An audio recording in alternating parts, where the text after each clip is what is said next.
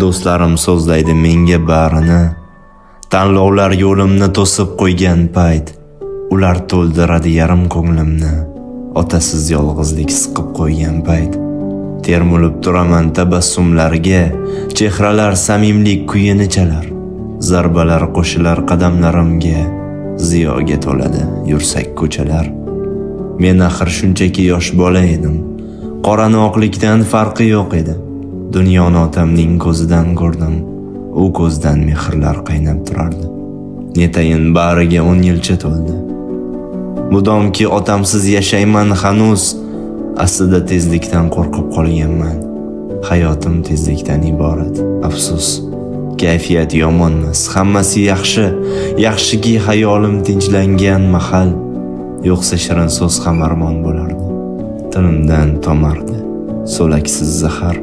Kinoya qilmayman, tanqid qilmayman. Gaplarim shunchaki o'zimga qolsin.